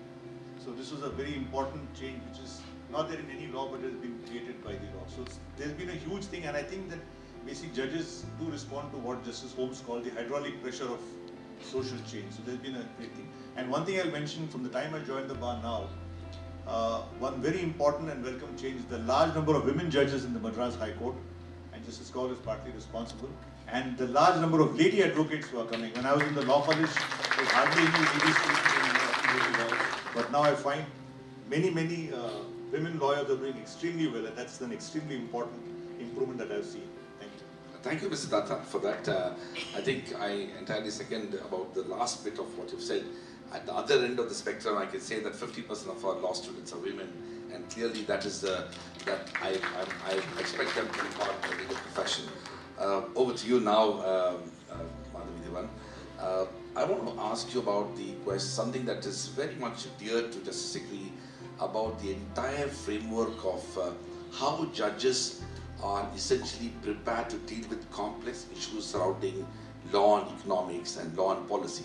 Because one of the things that has a direct bearing on the adjudicatory process, especially in the future, is these new issues that are going to come to the forefront for the judges to decide. Are we having enough training and capacity building mechanisms and methods so that judges are able to go beyond their comfort zone when it comes to only using their legal and constitutional knowledge, but also to look at other areas. In fact, one of the remarkable things he's done in the book is to look at issues surrounding law and literature and law and economics, both of which are chapters, essays in the book. So over to you to reflect on that. So the role of a judge, as I see it, is really in the context of constitutionalism, is to serve as a bridge between the constitution and the citizens for whom the constitution exists. And in that process, a judge really breathes life into the constitution, the document, and that requires bringing context into the text. So that process, of course, the context, as we know, will keep changing. There are certain foundational values which will remain the same, but the context does keep evolving, and of course, judges lawyers also need to keep pace with, changing social realities, commercial realities, and a whole range of disciplines. Now, the law as we know it is multidisciplinary. It does not exist in a silos. And actually, this is something which lawyers ourselves, we need to remind ourselves, it's not good enough to just know the law. You need to have a much broader based understanding, and therefore it's a happy development that in this 5-year law courses, we are offering liberal arts, because that is an important foundational education. But I think that yes, as you mentioned, Justice Sikri devotes a whole chapter to law and economics, and that's really, really important. In fact, I feel that Shiv Shakti Sugar is one of his very big contributions to that underlining that economic underpinning of the law. And to say, and what he really says is that, do we as judges do a economic cost analysis of orders, of judgments? Do we examine the economic impact of our judgments? And a cost analysis needs to be done. Now that can, have so many different, for instance, in say a competition case, where you have, say, an injunction passed or a status quo order passed insofar as an investigation is concerned. Now, are judges mindful of the economic? Sometimes that injunction may very well be warranted, but the question is one mindful of the economic cost of that status quo or injunction, which one might not, in practical terms also, it may not be, you may not even have the opportunity or the chance to really reverse it soon enough if it is warranted. So now, what is the economic cost of that to some unknown consumers who may not be before the court? In a competition case, typically it will be the end consumer who will be affected in ways that he probably doesn't even realize. But therefore, it is very, very important to assess the economic cost of an injunction or an order, or generally or the economic impact of judgments. When we also look at the Constitution itself, and not just the law, the Constitution is also in so many ways multidisciplinary. And it is therefore for a judge, I think the role of a judge is to really join those dots. Because if we look at our Constitution, what is it about? It's about, there's political science in it, there is history, there's philosophy, there's sociology, there is anthropology, identity, there is feminism, there's the environment, there's economics. So and there's a lot more. So how does it, the challenge is to be able to join those dots. And if we, we've always been trained to look at the Constitution as an instrument of social transformation, which of course it is. But do we also do we overlook the economic underpinnings, the strong theme which I see at least now of economic well-being? For instance, if we look even at Part 3 on fundamental rights, if you look, for instance, examine the right to equality, say in the context of women, and women's, say, participation in the workforce, and that brings, say, economic prosperity to her, economic empowerment to her, independence to her, and that transforms her social status as well. So how there is an economic underpinning to that. If you look at, say, equality in the context of caste discrimination, where somebody is compelled to do, say, what his forefathers did, to practice that profession, what are we doing as a society? We are, of course, you're killing, stifling choices, you're stifling talent and all of that. But what we are also doing is to encourage economic stagnation and economic inefficiency. So, there is a strong, economic, there's economics involved over there. If you look at the right to education, it's about economic opportunity. You look at the freedom of speech. When you stifle speech, it can stifle innovation, the marketplace of ideas, and innovation will translate ultimately into economic prosperity. So, yes, freebies also, yes.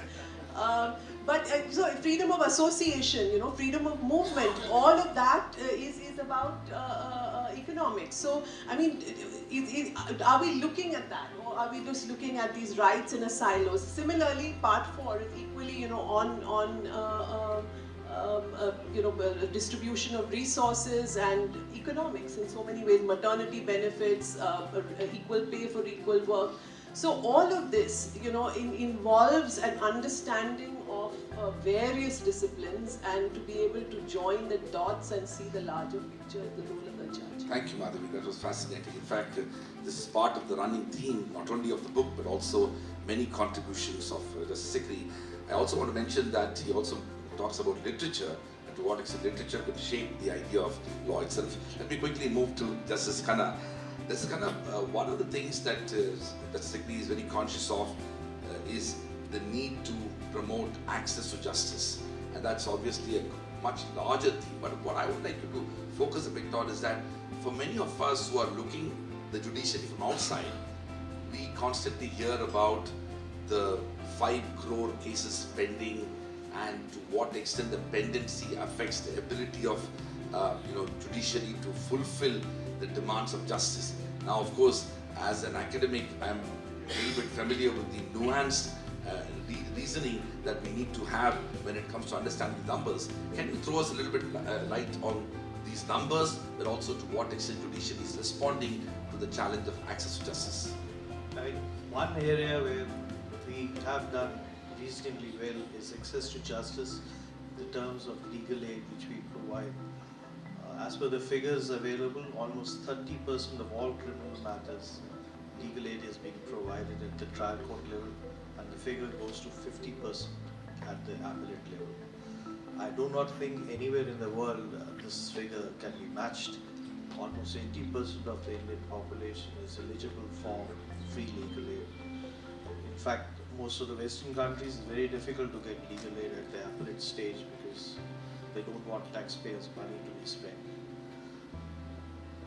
The PIL also has broken down the traditional locus standi principle, and that's helped us deal with a lot of problems and issues both in the High Court level and the Supreme Court level.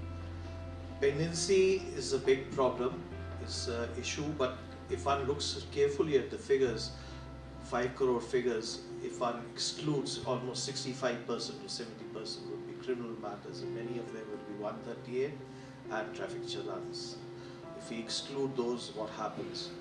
Number 2, I think if one goes, our national data grid now gives us a breakup of the figures, and that shows that as far as civil matters at the district court is concerned, the disposal figure is 38% within 1 year.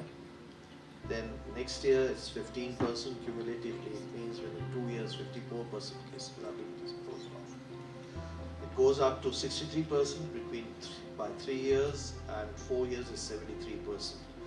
But what has to be done is, what we have to check out is, which are the cases which get long beyond 4 years. Unfortunately, that breakdown is not available. That has to be worked out. As far as the High Court is concerned, within 1 year, almost 40% cases get disposed of within 1 year of filing. About 59% cases get disposed of within 2 years. Good figure goes to 70% by the end of 4 years. That's fairly good, but still, why should we not be able to dispose of the other matters? Is something which we have to take into account, and probably every High Court will have to work on it, because it's not acceptable that the case takes 5 years or 6 years. We have been often talking about pendency. We have to also have figure of pendency, because pendency doesn't reflect the day the case is filed. It will become a pending case. We have to have breakup also with regard to the pendency figures. Until unless we have the backups, we will not be able to move forward and tackle this problem. Thank you very much, Justice Khanna. I'm myself not familiar with some of these figures you said, so maybe there's a case for getting that numbers out. Ms. Datta, I want to come back to the access to justice question, one of the ways by which we can look at access to justice question is also about the enormous faith that the ordinary people of India have in relation to judiciary. They are, while everything else fails, they somehow believe that the judiciary is the last resort for the aspiration to seek justice. But the equally important aspect is that, is it always about executive failures that the judiciary is coming to remedy? Are there better ways to ensure that administrative mechanisms can be put in place so that coming to judiciary is, or it should really be about a last resort and not somebody else's failure is being dealt with judiciary? Yes, what you're suggesting is an ideal, that if the administrative does what it's supposed to do, there'll be no hardly any litigation. For example, just to give the example of the Madras High Court, for example, 40 to 45,000 writs are filed in the Madras High Court every year, about 24 to 25,000 in Madurai. And 50% or 45 to 50% are just mandamus writs. Please consider my representation, grant me a patta, dispose my pension application. This is the point. Now, talking access to justice, the people make a gloom and doom scenario, as Justice Khanna pointed out. If you go deep into the data, yes, there is arrears, there is backlog. But I look at it this way, that if 25,000 petitions are going to be disposed of and the citizens' basic problem is going to be solved, then it is a huge faith that the people have the access to justice. And I'll just give a small example of how it affects the common person. In the teacher recruitment exam, there were questions to be asked and marks were given for the correct answer, and it had to be benchmarked against what the government said was the correct answer. One question was, who defeated Napoleon in the Battle of Waterloo? All of us knew it's a Duke of Wellington. But the government answer was they wrongly referred to some German scientist's name. So all those people who got the wrong marks, 12 people filed the writ petition in the Madurai bench. Writs were allowed, and out of the 12, 6 people got jobs in the government. So this is a common example, a very simple example, but a telling example of how access to justice. And now these people had nowhere to go. They can't file a civil suit. There is no tribunal. There is no other place. The only remedy is 226. So I think 226 has been the most important thing. The last words for any other purpose has been the fountainhead of access to justice for most people. And just to supplement what Justice Khanna said on arrears, I've been doing my own study on that. And the data given from the grid, in fact, the Supreme Court grid is very, very impressive and interesting. The arrears, if you find out, the High Court arrears, if you total the number of High Court arrears, 54% of the arrears are just in 5 High Courts. And if you go to the district judiciary, 53% of the arrears are only in 4 High Courts. And out of the 5 and 4, the most common are Allahabad, Bombay, Calcutta and Madras. These represent almost half the areas of the entire country.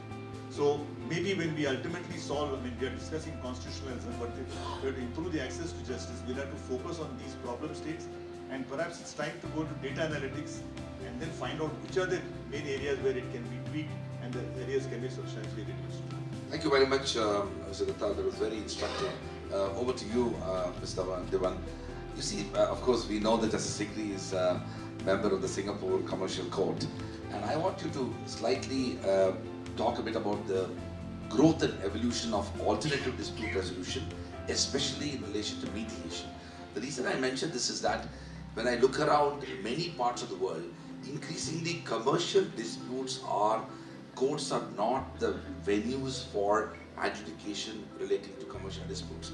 There's a fascinating center called the Strauss Center for Dispute Resolution at Pepperdine University in the US, and I was recently there, and the kind of extraordinary invocation of non-judicial measures when it comes to not just commercial disputes is phenomenal. What's the hope for India there?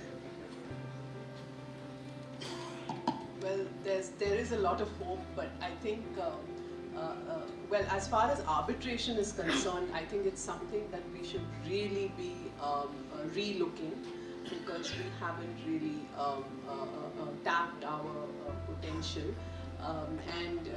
India, actually, we have, you know, the human resources are very much available. You have hundreds and hundreds of lawyers coming out of law colleges every single year, and these lawyers are going to need work. The work is available. You know, I found that a lot of public sector undertakings were going to foreign destinations. They were drawn to these, what I could describe as, tourism, arbitration tourism hubs in, say, Singapore or London. Unfortunately at great expense, when we could very well, if we were to provide that efficient alternative dispute system over here, which we haven't been able to. But I think there is great potential to be able to tap our human resources, create specialist bars with completely specialist and exclusive for whether for arbitration or for mediation, train them in law schools in collaboration with top law firms. This can very easily be done. It requires, however, a lot of determination, because this can be a real win-win situation for both lawyers and for litigants. And of course, mediation. I don't know how much we are really packaging mediation as, because it's not regarded as glamorous for young lawyers. So are we, that needs to be done, whether law schools are really taking them up, because I think there is phenomenal potential. Thank you, Madhavi. Well, we are coming to the end of this. So one last question, one question to all three of our distinguished panelists. I'm going to start with Justice Khanna. Justice Khanna, we are in 2047, we'll be celebrating our 100 years of independence. I would like you to do some blue sky thinking. What is your dream? How do you see the next over 2 decades shaping the future of legal system, but especially in relation to constitutionalism, rule of law, democracy? Same question to all three of you. First, the wish list is very long. I think there are too many problems as of now. On the side of the citizens, I think better compliances. I think it is an issue. Discipline is lacking, self-discipline is lacking, hopefully with education and entitlement that you're part of the government or you're part of the whole system, society. On the part of the government, simple laws, less laws, humane laws. Perhaps enactment of law of mistake, accepting human beings are prone to mistakes, we made mistakes, and recognizes, at least in cases of bona fide or technical errors or mistakes made. On the part of the judiciary, shorter, smaller judgments, except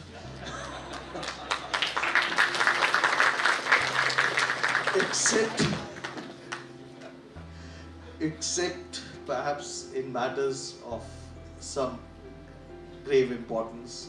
The judgment should be written for the reader, that is in this case, most cases, the person who's a party, not for intellectual satisfaction of a judge, when you can solve the problem much easier. Other things is gradually we'll have to assimilate information technology. We have done it in a big way. Artificial intelligence is going to come up in a big way. We have to harness that. On the part of the lawyers, less expensive, more friendly, litigant friendly, because courts are meant for that, and timelines and specialists in domain skills. Oratory skills should come down.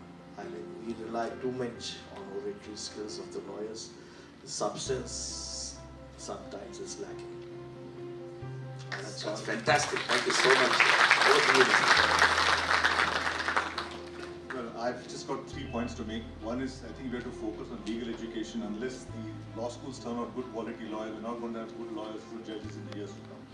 Secondly, as far as courts are concerned, I've been trying my best to apply management principles to disposal of courts. We have only 11 judges per million or 15 judges per million. You don't have the resources to make it 30. So how do you double the productivity per judge? So we did a study through the Balkyola Foundation of applying Kaizen and Japanese management principle to courts. And we did a survey of 7 criminal courts and 7 civil courts in Karnataka. And we found that in the time of a judge, because ultimately your most important resource is time. And the Japanese principle is muda is waste. Anything which is wasteful has to be eliminated. So anything which doesn't contribute to disposal of a case has to be removed. We found that 49% of the time of a civil judge in a civil court, trial court, is spent on calling work and adjourning cases. And in the criminal courts, in 7 courts in Karnataka, 53% of the time was just spent in calling the cases and adjourning cases. if we can outsource that into some kind of master system, we can really double or triple the productive judges. Justice AP Shah started the project, but then subsequently nobody took interest in that. So I was thinking we could apply principles. Justice Venkatachalya told me that they applied the Six Sigma concept in some courts in Birmingham. So perhaps we could think of applying management to courts. And lastly, I want to say, apart from courts, we have got the tribunal system. We have to be easily create a tribunal, but no infrastructure is provided, no things provided.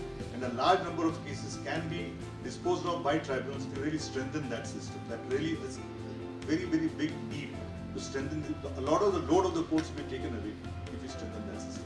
Thank you so much. So two things really. One is, I think, more effective public engagement between the citizen and our court system. We've of course seen in the last several years how things have changed, essentially thanks to technology. There is now live streaming, there is transcription, there is, there are Twitter threads going out of courtrooms. There is all of this, and of course people are very interested in what's happening in the courts, but often they are not able to completely understand have a nuanced understanding of the court process. So I think as the legal fraternity also we need to participate in this, because what tends to happen very often is, of course, live streaming is also, there's a flip side to technology. Live streaming, for instance, it sometimes reduces it to theatrics at a certain level. That should not happen. Your Twitter threads, for instance, where reportage takes place very often by lawyers themselves. I mean, it can really generate a very, very skewed, a superficial, a shallow understanding of the legal process. How do we check this? We can't, I mean, the genie is kind of out of the bottle now. You can't restrain technology anymore, but how do we promote a better understanding of the process? Because the public has a stake in understanding. This is linked, of course, with their ability to understand how the system works. Really, it will create that public confidence in the system, and that in itself has a link, with the rule of law. So how do we help that? And secondly is, I would say, just taking Justice Sikri's analogy to our system as a whole, I would say, are we going to have an economic cost analysis of the legal system and how it is able to deliver? Because we know now that our judges work, I think particularly of the higher courts, probably work harder than anywhere in the world. The kind of volumes that they deal with is just insurmountable, one. But at the same time, I mean, the bar also works very long hours, but somehow this is not translating into efficiency, and we perhaps need to do some audits and find some ways out where, say, people are not hanging around in courts for long hours, not knowing whether their cases are going to reach or not reach. I mean, the lawyers go away having charged a fee, but is that helping anyone? So a cost, an economic cost analysis even for that, and how we can improve that. Thank you. Thank you so much, Madhavi, for those thoughts. For all those who are here, I must say that the book was absolutely a fantastic work by Justice Sikri. I also must say that the panelists worked very hard. We've had 2 sessions to prepare for this, so we couldn't cover all what we wanted. But I must thank all of them for their really candid and thoughtful reflections. My favorite 2 chapters remain what I would consider Justice Sikri being a judicial statesman, because almost 20 chapters talk about various aspects of law, but the fact that he paid tribute to 2 of his teachers and wrote an entire essay for each one of them at a time when the word gratitude is hardly expressed in the form and manifestation of sincerity, I truly applaud Justice Sikri for doing that. Thank you so much for recognizing it. And it shows a courage of conviction, but also character, which I think is important from the side where we are, as Mr. Datta said, we are part of legal education. He talked about legal education, he talked about legal profession. So those chapters which we didn't cover makes the book even more interesting than many other aspects of law as well. So I want to once again congratulate Justice Sikri. Thank you to all of you for being here, and thank you to Eastern Book Company. Sorry we took longer than what we intended to, but you are really committed people who are here, and thank you for your presence.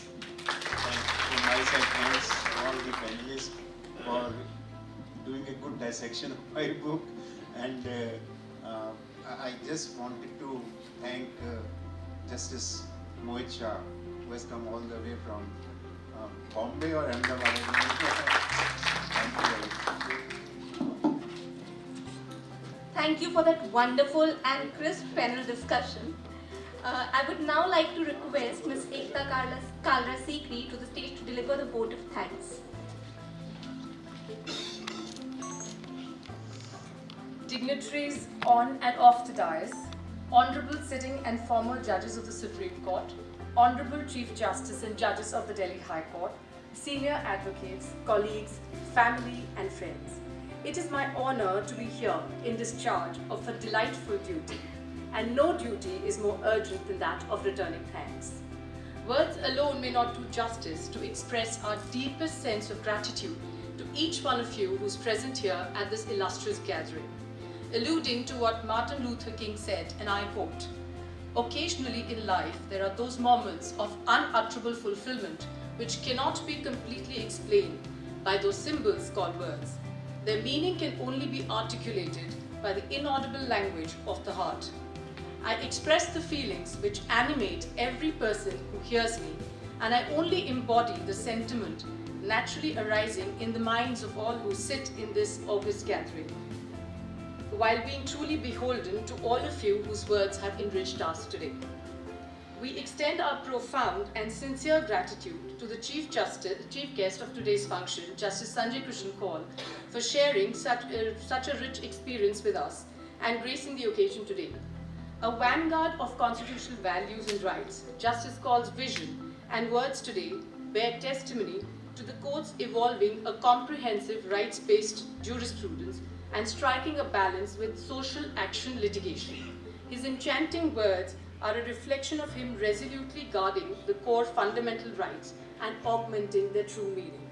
Thank you, sir. You truly raised the bar and set the tone for the day.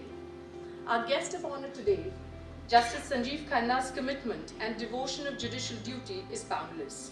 Achieving justice in each case he takes up and decides is his prime motto. And deliberation as well as effort in each case he decides are driven with the same motto.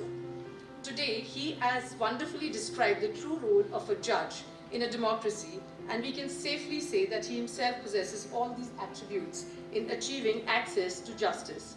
We're extremely grateful to Justice Khanna for agreeing to be a part of the panel discussion and enlightening us all. We could not think of today's function without the towering presence of Mr. Justice Rohinton Nariman, a jurist par excellence, a legendary human being, someone who's always enriched our lives with his wisdom and scholarly work spanning across numerous disciplines. Endowed with eidetic memory and astute intellect, his rich words today have immensely contributed to the ever-evolving concept of constitutionalism. His suggestion that a copy of the book be given to the people of Israel further encapsulates his version of constitutionalism. It comes as no surprise that Justice Nariman has also been invited to speak at the forum of Parliament of the World Religion, the same forum that catapulted Swami Vivekananda and kindled religion to international fame, recognizing his humane approach and his innate sense of justice. Your words have always truly inspired us to strive for excellence. We're most grateful for your presence today. We're also extremely thankful to Mr. Venkatramani, a true jurist, patient yet assertive, a writer, a poet, and a teacher, for lending us his precious time and judicious words, particularly on the new theory of courts. Your words today, especially how you link the various chapters to the central theme of the book, are a true reflection of your scholarly wisdom and made this event a resounding success.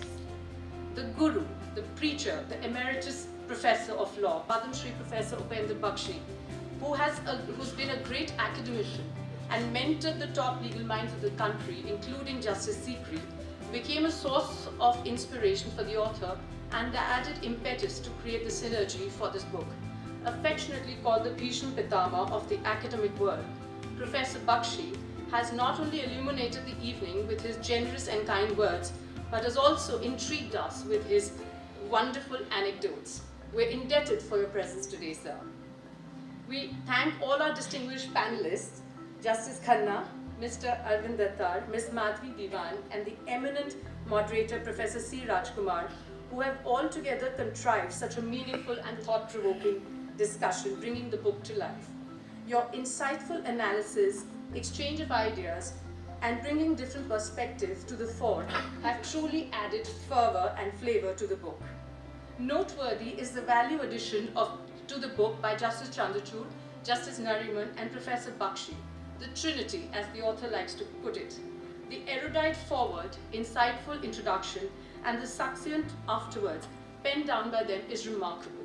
I profusely thank Chief Justice of India in absentia, Justice Nariman, and Professor Bakshi in person. My endeavour today would not be complete without acknowledging the active support and tremendous help of Honourable Mr. Justice Satish Chandra Sharma, Chief Justice of the Delhi High Court, and in particular Justice Manmohan, Justice Shakdar, and Justice Bibu Pakru. Behind the scenes and tirelessly working is the entire team of Eastern Book Company, spearheaded by Mr. Surinder Malik and Mr. Sumit Malik, who have skillfully published the rich and authoritative work of Justice Sikri. It is rather imperative that I give a shout out to the entire team of EBC, among others Nilofer, Chitali, Bhumika, Prachi. Last but not the least, our deep sense of appreciation goes out to the entire team, administrative and IT team of the Delhi High Court, especially Mr. Grover, Mr. Pandey, Rohtas Singh, Anand. To borrow the words of the American professor H.E. Lew-Cork, no one can whistle a symphony, it takes a whole orchestra to play it. This event would not have been possible without their relentless effort in coordinating and the immaculate physical arrangement. I once again thank this esteemed gathering for making this a memorable event. Thank you.